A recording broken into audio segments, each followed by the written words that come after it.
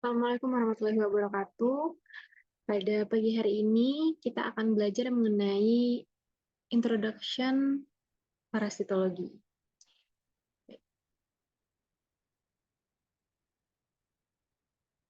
Jadi pada mata kuliah parasitologi sendiri, itu untuk target mata kuliah ini, setelah kalian menempuh mata kuliah parasitologi, diharapkan nantinya bisa merencanakan penata laksanaan penyakit dengan standar kompetensi dokter Indonesia 4A ya, yaitu penata laksanaan secara tuntas.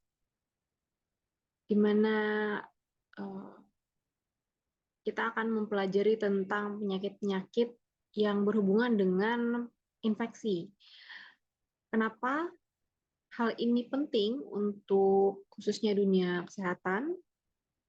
Karena penyakit infeksi ini masih menjadi bagian yang sangat besar. Jadi masalah besar terutama di negara-negara atau di tempat negara berkembang, termasuk juga Indonesia, di mana mortalitas dan juga morbiditasnya itu, entah itu di binatang maupun di manusia, itu masih sangat tinggi. Jadi sebenarnya memang untuk penyebab penyakit infeksi sendiri itu bisa dari 4 jenis ini. Ada virus, bakteri, fungi, dan juga parasit. Nah, nanti kalian akan mempelajari keempatnya, tapi pada mata kuliah parasitologi ini kita akan fokus ke penyebab infeksi akibat parasit. Sebelum mengenal lebih lanjut tentang parasit ya, kita harus memahami dulu konsep tentang sehat dan sakit. Jadi kalau misalnya WHO itu mendefinisikan kesehatan itu adalah sehat secara completely mental, physical, dan sosial. Jadi tidak melulu tentang fisik ya. Jadi memang banyak aspek dari kesehatan itu sendiri secara mental, fisik, dan juga sosial. Di mana kesehatan ini itu dipengaruhi oleh keseimbangan dari 3 hal, yaitu agent, host, dan environment. Ya, agent itu adalah penyebab penyakitnya, contohnya parasit itu sendiri, host itu tentang manusianya, kemudian environment tentang lingkungannya. Di mana saat manusia dikatakan sehat, itu terdapat keseimbangan antara host, agent, dan juga environment. Apa yang berpengaruh? Nah, contohnya pada agent itu sendiri, spesiesnya, ya. Misal virus seperti COVID gitu ya, itu kekuatan virusnya, kemudian angka tingginya patogen dari virus itu, dan durasi dari infeksinya. Itu faktor dari agentnya. Kemudian kalau dari host, dari manusianya, itu yang mempengaruhi contohnya adalah imunitas dari host itu, imunitas dari manusia tersebut. Entah usianya, kemudian ras, sosial, dan juga ekonomi level, bahkan juga eh, seperti misalnya tempat tinggal gitu ya. Tempat tinggal itu kan lebih ke environment ya, lingkungan. Tapi economic level itu masuk ke dalam faktor dari host yang mempengaruhi dalam keseimbangan kesehatan. Contohnya, misal imunitas manusia itu kan berbeda-beda. Bisa jadi ada 2 orang yang eh, bersamaan mengkonsumsi suatu makanan yang sama. Tapi yang A, dia bisa kena diare karena makanan tersebut. Tapi yang B, dia bisa sehat dan tidak terkena penyakit apapun akibat makanan tersebut. Itu kenapa? Itu karena adanya perbedaan imunitas antara keduanya. Seperti itu. Jadi, sehingga kalau misalnya ternyata agentnya yang kuat ya, jadi penyebab virusnya atau penyebab parasitnya yang kuat, walaupun hostnya sudah cukup baik dan environmentnya sudah cukup baik, itu bisa terjadi yang namanya keadaan sakit. Nah, tadi ya, sama juga seumpamanya agentnya tuh nggak seberapa banyak ya. Kayak tadi contohnya yang makan. Padahal 2 orang memakan makanan yang sama dengan apa namanya mendapatkan paparan parasit atau virus yang sama, tapi karena salah satunya tuh imunnya lagi rendah, mungkin dia lagi kecapean, atau mungkin dia punya penyakit yang membuat imunitasnya turun, itu bisa menjadi sakit, ya. Terus juga, walaupun semisal ternyata agent dan hostnya sudah seimbang, ternyata lingkungannya tidak mendukung, itu juga bisa membuat seseorang menjadi sakit.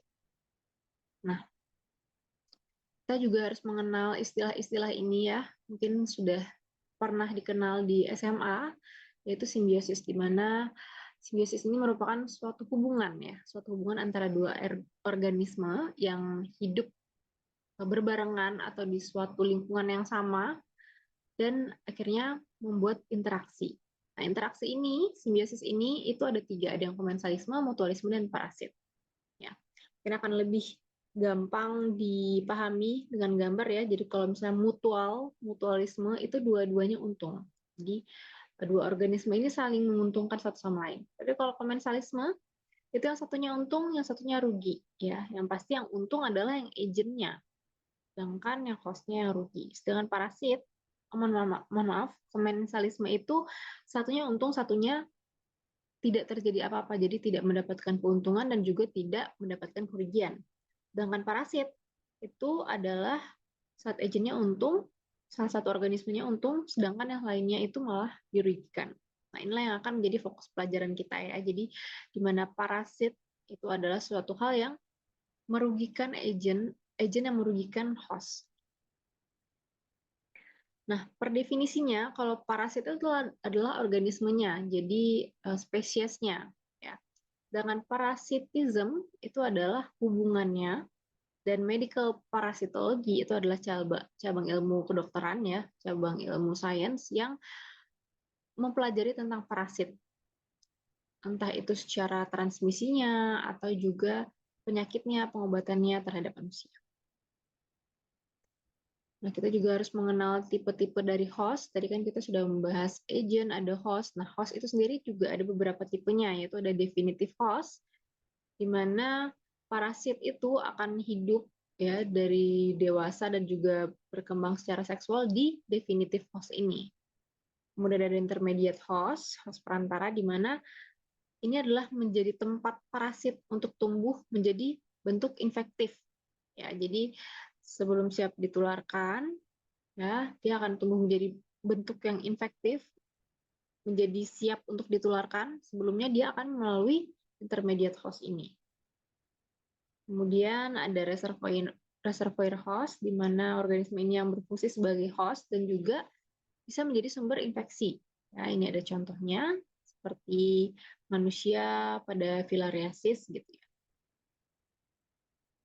Kemudian ada vektor. Vektor ini adalah seperti kendaraan, dan ini biasanya yang menjadi kendaraan ini adalah serangga, contohnya lalat atau nyamuk gitu ya. Jadi dia serangga atau nyamuk ini atau vektor ini itu mengantarkan parasit gitu ya. Kemudian juga kita harus memahami tentang morfologi dan juga siklus hidupnya, di mana morfologi dan stadium dari parasit ini itu beragam ya, tergantung dari spesiesnya. Lalu juga habitat. Habitat ini adalah tempat di mana parasit itu menjadikan rumah ya. Jadi dia menyebutnya tuh habitat. Contohnya misal ada cacing, parasit cacing gitu ya, yang bertumbuh kembang atau menjadi dewasa dan mengambil keuntungan di usus gitu ya. Berarti itu habitatnya di usus. Dan banyak parasit lain yang bisa menjadi habitat di banyak bagian tubuh manusia. Dan kita juga harus memahami dari mekanisme transmisinya. Ini berguna nantinya untuk melakukan pencegahan supaya tidak terjadi penularan, di mana parasit itu bisa berpindah-pindah dan keluar dari korban atau pasien yang terinfeksi, kemudian itu bisa nanti keluar terus bisa menginfeksi manusia lainnya, di mana tempat keluarnya mereka itu disebut dengan portal of X3, sedangkan tempat masuknya itu disebut dengan portal of entry. Ya, ada contohnya seperti ini per oral ya. Jadi ada parasit yang bisa masuk lewat mulut, biasanya itu terinfeksinya karena melalui makanan seperti itu. Kemudian ada juga yang melalui kulit, inhalasi, dari kontak dan juga transplasenta. Seperti ini ya kurang lebihnya.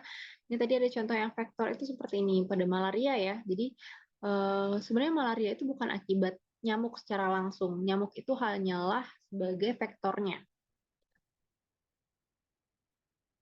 Nah, ini adalah beberapa jenis parasit dan tipe parasit secara besarnya ya. Nantinya kita akan membahas satu-satu, mulai dari protozoa, helmin, dan juga arthropoda. Jadi mungkin kita akan mulai dari helminnya terlebih dahulu. Jadi kalian harus memahami juga nomenklatur saintifik di sini, karena nantinya ini akan berguna untuk memahami spesies parasit satu persatu. Seperti itu. Nah, jadi untuk sebelum kita mulai ke topik intinya, ya seperti yang kita tahu kita barusan saja mengenal ya, mencoba mengenal untuk mata kuliah parasit sendiri pada intro pada pagi hari ini. Nah, nanti kita akan masuk ke topik-topiknya mulai tadi ya helmin, protozoa seperti itu. Kita akan bahas satu persatu dan nantinya akan ada tugas ya, tugas terstruktur di mana penugasannya itu adalah pembuatan konten edukasi penyakit akibat parasit ya. Nah, di sini nanti ada instruksinya untuk tugasnya, boleh difoto. Jadi nanti harapannya adalah kalian bisa mendengarkan kuliah-kuliah saat kita sudah mulai masuk ke topik parasitnya secara mendalam dan nanti bisa berguna menjadi konten edukasi bagi masyarakat. Gitu. Ini untuk kuliah yang pertama, selanjutnya kita akan istirahat sebentar dan akan melanjutkan ke topik yang pertama yaitu helmin. Ya. Mungkin ada yang mau ditanyakan dulu sebelum kita masuk ke topik berikutnya?